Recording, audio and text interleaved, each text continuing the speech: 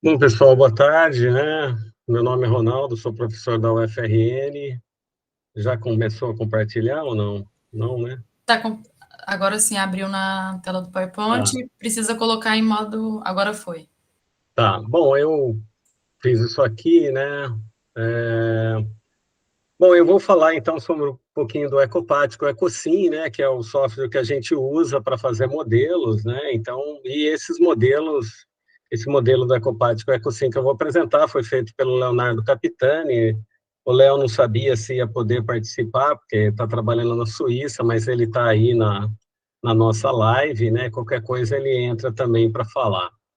Tá, então, o que um modelo Ecopact com EcoSim faz, né? Ele trabalha com ecossistema, né? Ele é baseado, então, na famosa aí, estratégia de desenvolvimento dos ecossistemas do Odum, né? Aí tem uma foto dos irmãos Odum, né? Em 2001, um pouquinho antes deles falecerem, né? Então, um ecossistema é uma unidade ecológica em macroescala, né? Que cresce, aumenta em biomassa, se desenvolve, otimiza energia, né?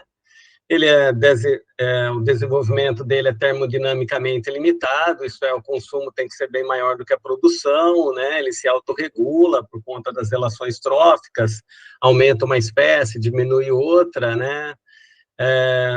É, um ecossistema afeta e é afetado por outros ecossistemas ou por variáveis abióticas, né?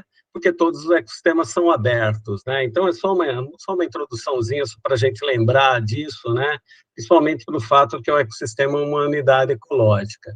Então, esse é o trabalho que eu vou apresentar, do Atol das Ocas, né? Ele já foi publicado em 2021, tá? Bom, o Atol das Ocas, eu coloquei isso aqui por curiosidade, acho que não preciso nem dizer nada, né? Todo mundo aqui conhece muito melhor do que eu o Atol. É só para mostrar aqui a equação básica, né? A única equação que eu vou mostrar aqui na minha apresentação do Ecopat. Então, esses são os parâmetros, né, do modelo. Então, a gente tem a biomassa do componente que vai entrar no modelo, a gente tem uma taxa, que é a taxa de crescimento, a produção por biomassa, né?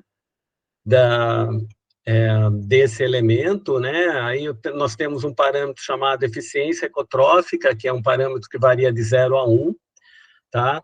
Então, esse é o modo como o componente cresce e ele diminui de acordo com a biomassa dos consumidores, né? O BJ aqui, multiplicado pelo consumo desses, pela taxa de consumo desses predadores, multiplicado também pela composição da dieta, isto é, o quanto que a presa, esse I aqui, né, o quanto que a biomassa da presa está dentro, né, compõe a matriz de dieta desse predador. E aqui, como são vários predadores, então aqui eu tenho um somatório. E para reduzir isso mais um pouco também, né, além da predação, né, do consumo interno desse componente, a gente tem o que vai para fora do sistema, que pode ser a pesca, que pode ser a imigração, ou pode ser até mesmo a respiração de cada componente desse, né? Então, assim, a biomassa, como que a gente colocou a biomassa aqui com os dados do PELD no nosso modelo do atol, né? Então, a gente tinha o número de indivíduos, né, dos censos, a gente tinha o tamanho médio dos indivíduos, o tamanho médio dos indivíduos, existe uma relação peso-comprimento para todos eles, então a gente transformou o tamanho em peso, multiplicou pelo número de indivíduos, né, por metro quadrado, né, então a gente trabalhou dessa forma com os dados do PELD. Essas outras taxas, né, então, biomassa foi desse jeito. Biomassa visual, um dos melhores métodos, né, para você ter biomassa por área, que esse é um dos problemas do Ecopat. Você precisa por biomassa por área de ecossistema, né? Então, uma rede de espera, por exemplo, te dá biomassa por área de rede, mas não por área de ecossistema, né? Então, é uma amostragem muito boa para o nosso caso aqui, para esse modelo, né? E essas outras taxas, produção, consumo e composição da dieta, a gente pode, pelo menos para os peixes, calcular dessa forma. Produção, né, o quanto a espécie ou o compartimento cresce, A gente usa para os peixes essa relação empírica, né, famosa aqui do Pauli, que é a mortalidade natural, né, que foi mostrado por um matemático que é igual à produção por biomassa, então depende da taxa de crescimento, né, de von Bertalanffy, depende do comprimento assintótico e depende da temperatura, né. Então, a taxa de crescimento de von Bertalanffy é essa clássica aqui, né, então a gente tem um valor de PB.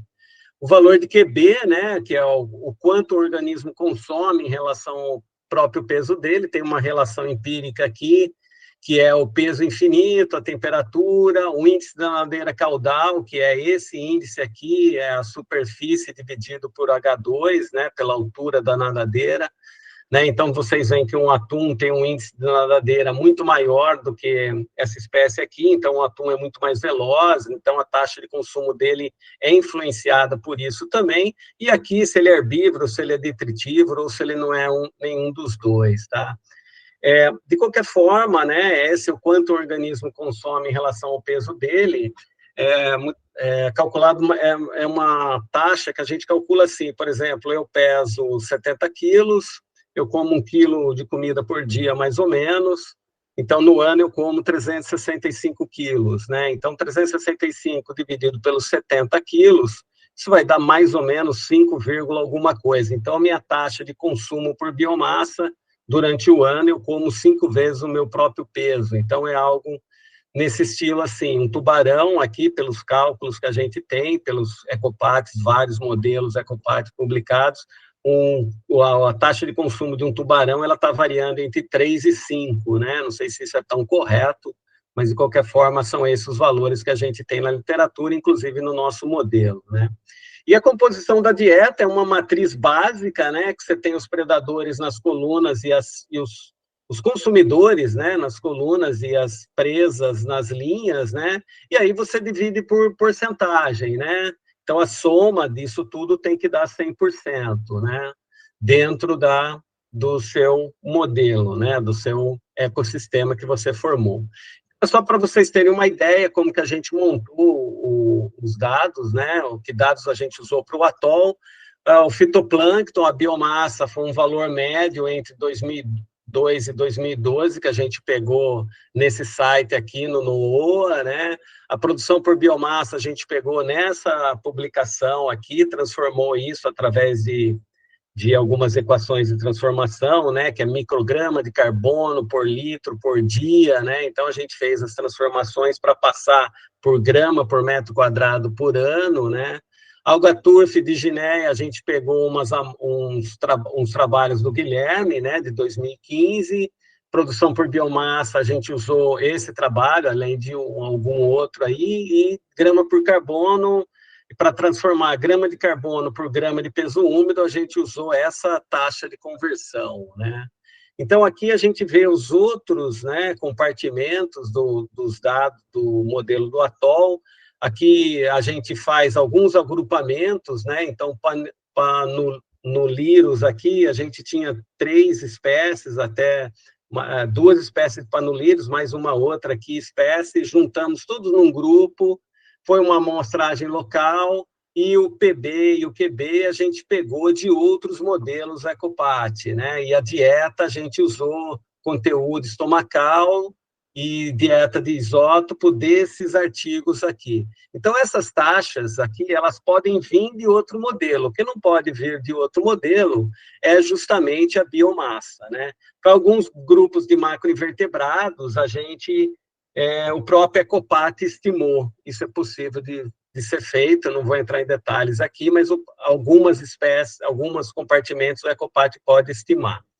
Tá? Então, aqui é só para vocês verem como que a gente monta, então, o modelo, como que a gente coleta os dados, aqui mais um pedaço aqui dos peixes, né? Olha aqui o PELD, né, colaborando com a biomassa desses peixes, com o valor de entrada, né, aqui a relação empírica do Paulo, que eu expliquei para vocês, para PB, a relação de consumo, e aqui os dados de conteúdo estomacal e talvez análise de isótopo que a gente usou para decidir sobre a composição da dieta deles, né.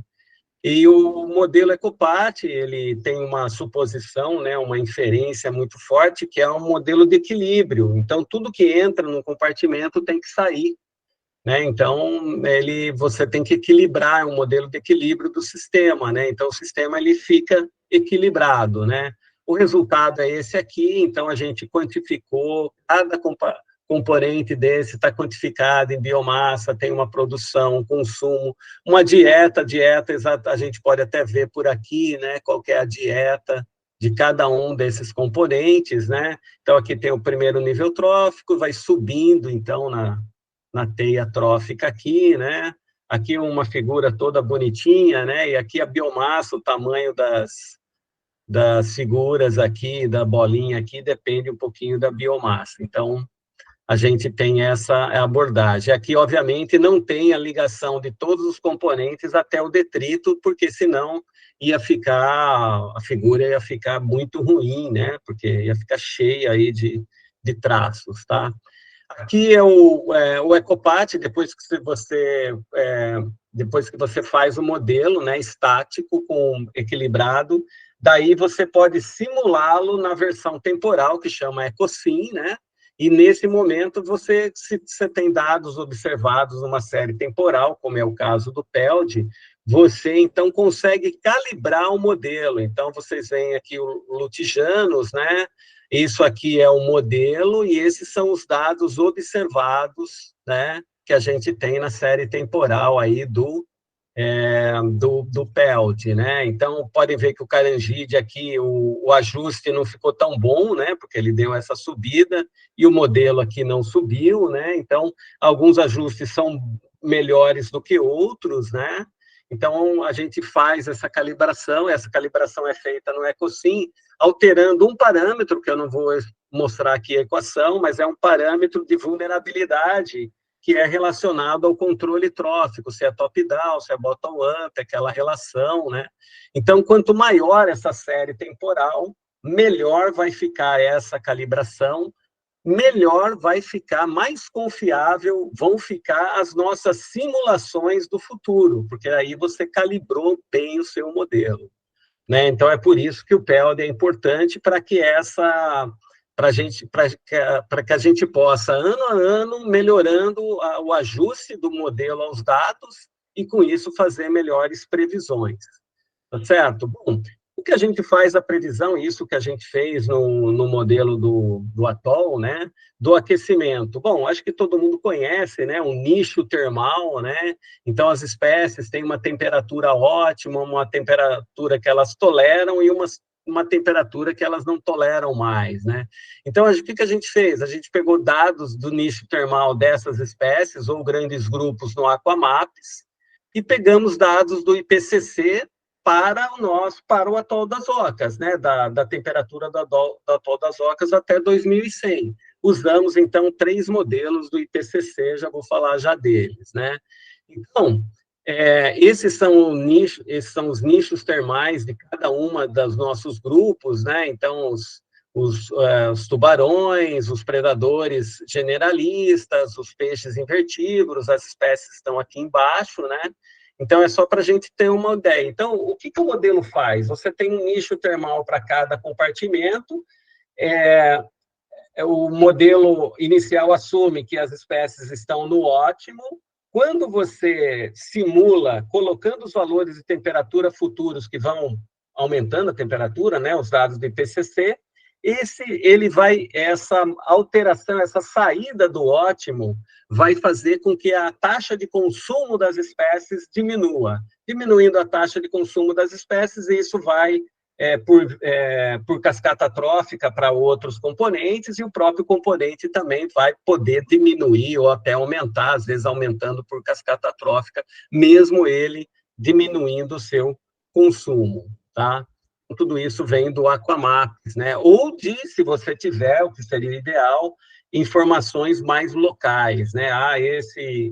Esse organismo no Aquamaps, tá? Esse é o ótimo de temperatura, mas para a gente o ótimo é outro, tal. Então, a gente pode fazer todas essas ajustes dentro da modelagem do Ecopat. Então, esses foram os 3 modelos testados, né? Até 2100. tá? Então, do aumento básico aí de 0,5 grau, né, de uma manutenção, né, de um aumento de 1,3, e o pior cenário daí do 3 graus centígrados, né? A gente consegue rodar isso usando Monte Carlo, então a gente tem, né, aqui a biomassa total, né, do ecossistema. Então, vocês notam aqui que depois em 2075, né, a gente já não tem mais sobreposição com nem com o status quo, nem com os, os cenários, os melhores, entre aspas, cenários, né? Então, é só o pior cenário que vai fazer com que haja uma queda muito grande da biomassa total. E isso também para cada uma das espécies de peixes, né? Aqui eu estou com a biomassa total, mas a gente pode analisar espécie por espécie nessa queda, né? Então, aqui a biomassa de peixes, né, total. Podem ver que para 2050 não há uma diferença nem com o pior cenário de aumento de temperatura em relação ao status quo, né? Mesmo os outros cenários aqui até tem um leve aumento aqui, né? Tá? E depois, mas para 2100 eu tenho essa queda para a biomassa de peixes bastante acentuada, então. Tá? Então é só para a gente ter uma noção, né, do que um modelo pode fazer. Então, tem desvio, tem coeficiente tem intervalo de confiança, melhor dizendo, né, a gente consegue fazer a modelagem disso tudo aí. Então, há uma diferença mesmo. Isso tudo, né, faz o quê? Faz com que aí o nosso bolinho, né, que era bonitinho assim, né, mais herbívoros e peixes detritívoros, né, invertívoros, predadores generalistas e os predadores de topo, né? A gente usar um cenário 2.6, a gente tem pequena modificação, o 4.5 uma modificação um pouco maior, e o 8.5 e a modificação aí parece favorecer, então, os peixes invertívoros. Tá? Então, essa foi um dos principais resultados que a gente obteve para o atol, né? Fazendo, então, aí uma simulação para o futuro. Aqui já é cenário em 2100, né? Tá? Pensando aqui em 2100. Então, a biomassa das espécies no atol, ela pode se reduzir entre 1% e 44% em 2100. Até 2075, os cenários médio e severo do aquecimento não apresentaram na verdade, não é médio e severo, é baixo e médio, né? Não apresentaram diferenças muito importantes em relação à perda de biomassa, mas então a gente vê aí que é uma alteração de estrutura trófica com o planctívoro sendo maiores do que os herbívoros, tá? Então, aqui para o atol nós fizemos isso.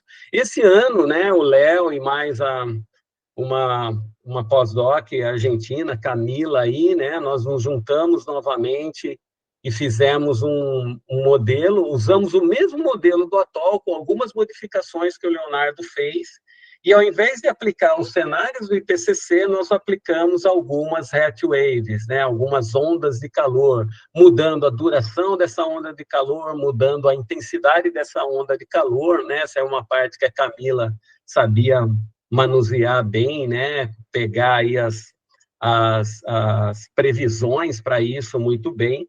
Tá? Então, nós também fizemos isso, aqui não vou colocar os resultados aqui, que são vários, né?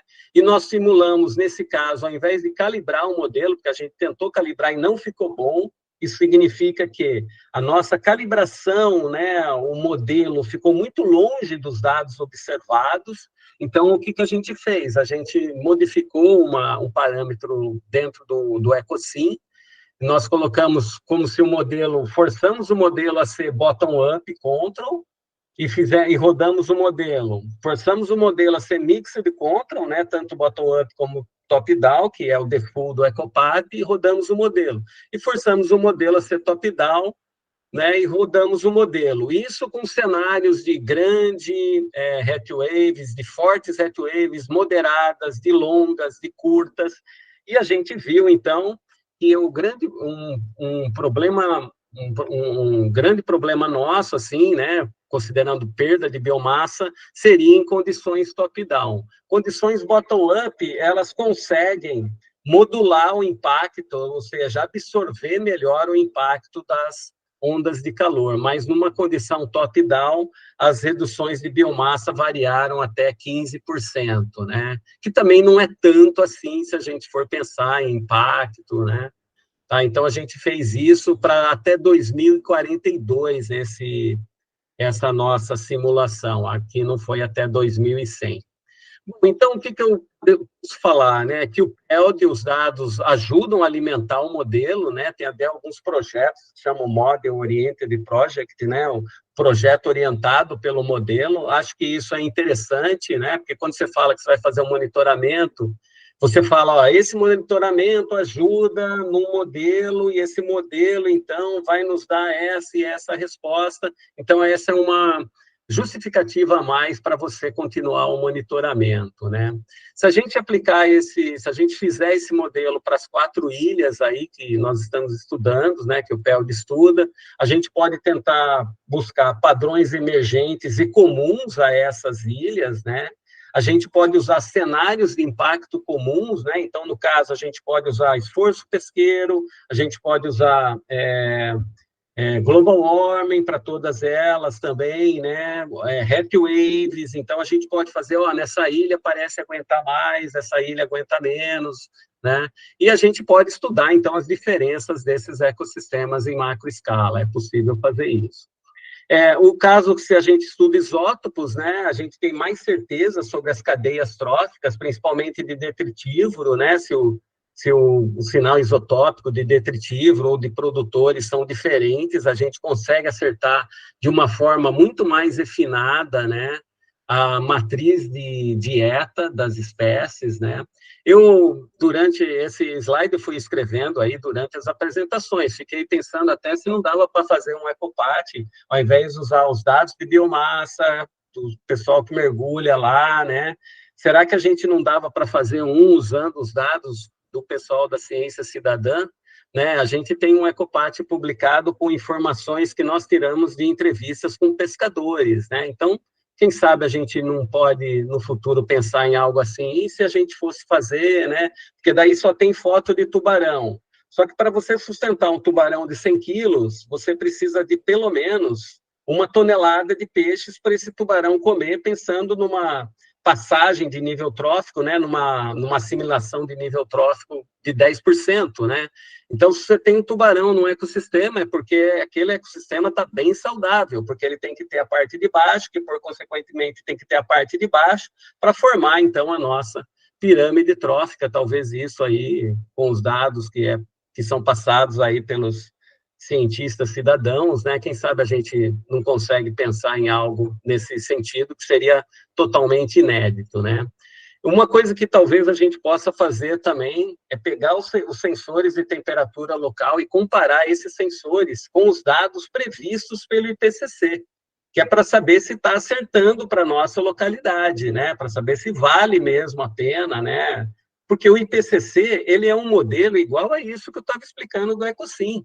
Porque vocês imaginam nesse modelo do Atoll, ele tem, acho que, 45 componentes, são 4 parâmetros para cada componente no mínimo, né? Então, 4 vezes 40 dá o quê? Dá uns 170 valores de parâmetros. Cada valor de parâmetro tem um erro associado. Agora, você imagina um modelo de IPCC, que é um modelo de temperatura global, né? Quantos parâmetros não tem um erro ali? Então, se a gente comparar o sensor de temperatura local com os dados do IPCC, talvez a gente possa chegar em valores mais reais para depois fazer as nossas próprias previsões ou tentar aí ajustar esses valores do IPCC, tá?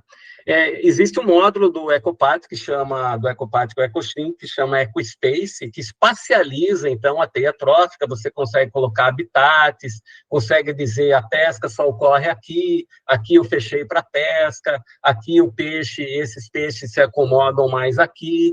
Então, isso talvez para Fernando de Noronha, que é uma ilha um pouco maior, possa ser feito, talvez Trindade também, né?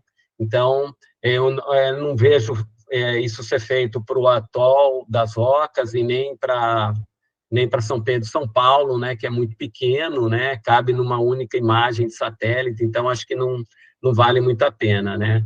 Esses dados que foram mostrados aqui também, né, de tubarões, né, que estão sendo agora, talvez eles possam até entrar no Ecopat que o Lucas vai mostrar, né, de São Pedro e São Paulo, só que a gente tem que lembrar que, nesse caso, o tubarão que está ali, ele formou a biomassa dele, né, o consumo dele, não é só do Recife ali de São Pedro e São Paulo, uma parte veio de fora.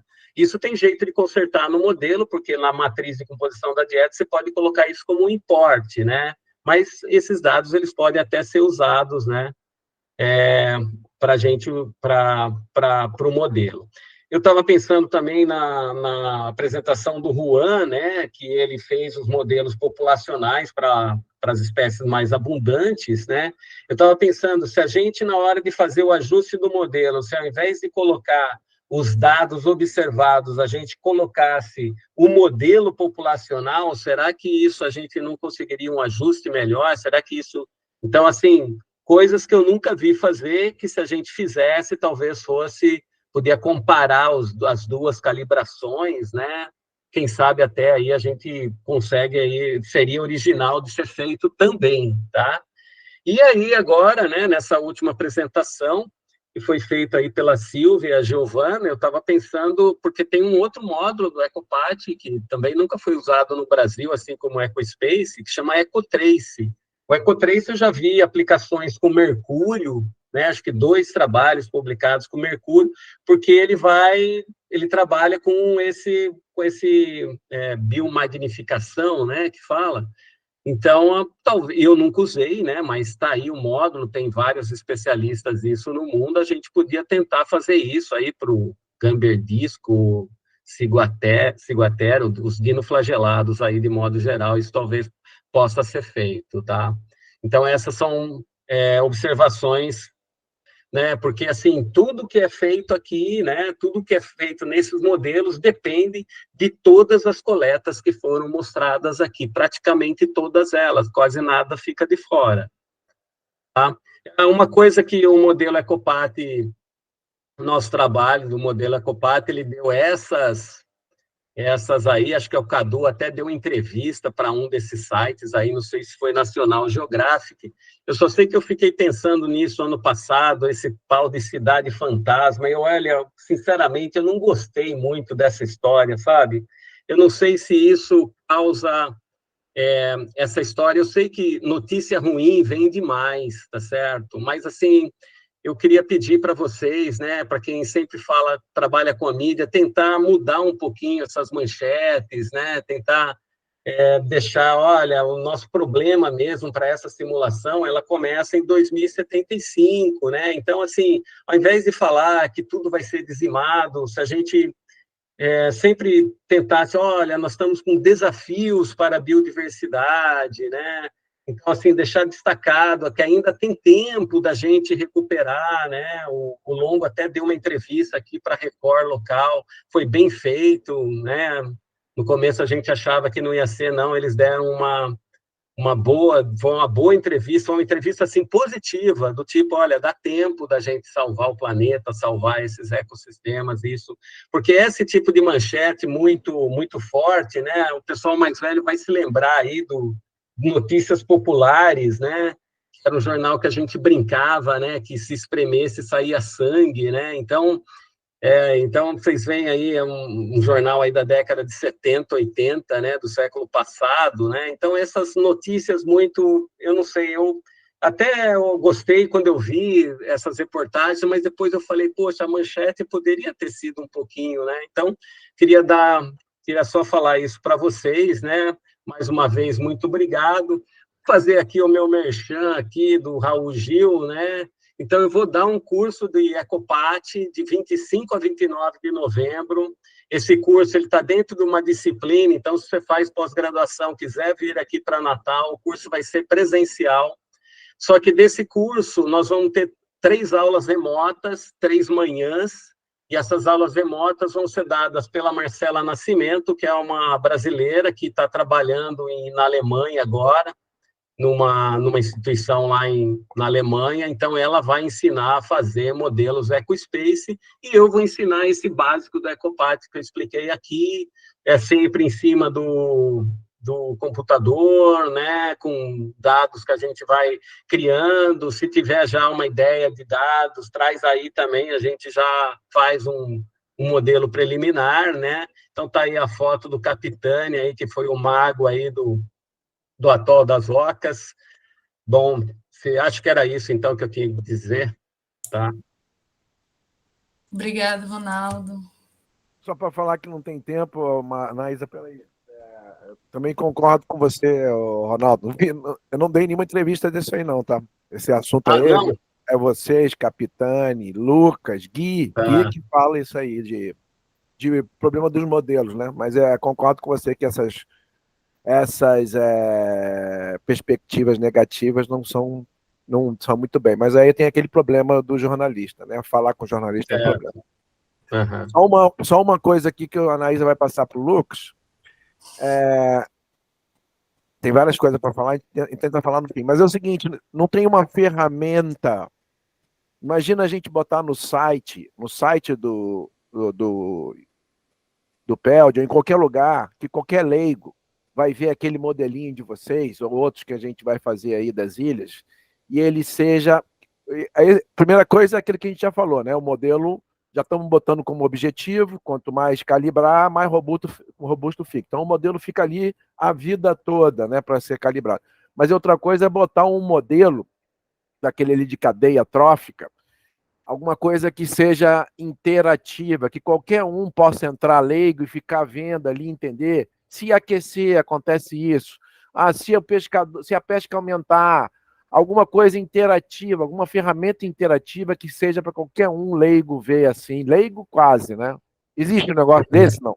Não, ainda não. A gente estava tentando fazer isso lá para o Xingu, né, que tinham vários programadores envolvidos, tal. A gente estava tentando fazer isso lá para o Xingu, que daí fez uma dashboard e tal, mas aí parou também o projeto, mas ainda não tem. Mas pode ter uma gamificação. Exato, até essa gamificação, o Ecopat virou um game. O pessoal da Holanda começou a fazer um planejamento, tal, mas depois também parece que deu um atrito lá e acabou que não rolou, sabe? Mas essa seria interessantíssimo. Se faz uma dashboard, conseguiria fazer algo assim. Pensa aí, então, que a gente sempre tem os nerds aí que podem ajudar nisso aí. Mas legal, sim, Ronaldo. Legal ter você no grupo. E é isso aí. Vamos Eu que agradeço aí. Eu que agradeço. Obrigado. Obrigada. Cláudio, pode falar rapidinho. Ronaldo, tudo bem? Tudo bom? Deixa eu te perguntar, e a estocasticidade nesses modelos aí? Então, a única maneira, né, não tem bem uma estocasticidade, mas a gente tem um intervalo de confiança, né? Agora, se no meio disso tudo aparecer uma espécie exótica, isso já não tem muito controle, né? Muda tudo. Então, entrou o peixe-leão, daí a gente vai ter que fazer a inserção do peixe-leão como mais um componente da cadeia, tudo, e a partir daí fazer uma nova simulação, né? Não tem, assim, não dá para... Esse é o tipo da coisa que é difícil realmente colocar. Legal é que, assim, hoje em dia, me lembro quando eu estudei, né, cara, era o Odum, Rohr, Odum e Eugênia. O Rohr é desses modelos, né? Que hoje, com essa quantidade de tecnologia, mas, cara, é tudo tão... Por exemplo, tartarugas, né, que eu trabalho, existem há milhões de anos, o planeta aqueceu, esfriou, e elas vão sempre criando seus mecanismos de adaptação. Então, é uma loucura, né? Eu aprendi aí com vocês, na ecologia, né, quando eu fiz aí minha pós aí recentemente, cara, o aforismo de George Box, né, que todos os modelos estão errados, alguns são úteis para alguma coisa, né, mas sempre é uma loucura, né, porque você modelar um ecossistema, muita coisa pode mudar, né? Exato, quando a gente fala assim, fiz uma previsão para 2100, né, em 2100 não estou mais vivo, ninguém pode falar que eu estava certo, que eu estava errado, então também isso não é tão assim, não é tão honesto intelectualmente fazer essa previsão. Mas, de qualquer forma, o que nós estamos nós não... as populações vão estar submetidas, né, pelo modelo, a um novo regime térmico, né? Mas Claro. nós estamos calculando ali a adaptação da população. Nós não colocamos ali uma adaptação, nós não sabemos se as populações vão conseguir se adaptar em tão curto espaço de tempo, né? Provavelmente não, né? Do que a gente já conhece e tal, mas, né, não dá para saber, né? Quer dizer que em 2100 vai ter troficamente vai mudar a estrutura Isso, do atol das Ocas. Certo. Do atol das Ocas, se for o pior cenário Sim, tudo de bem. aquecimento. E se o modelo se aplicar, claro. Mas legal, Exato. massa. Vamos ver, você falou que em novembro você vai fazer um curso, se eu estiver aí, eu Tá bom. vou aprender um pouquinho. Beleza, Legal. então. Pessoal, Beleza. o Douglas, eu vi que você levantou a mão, mas vamos dar continuidade,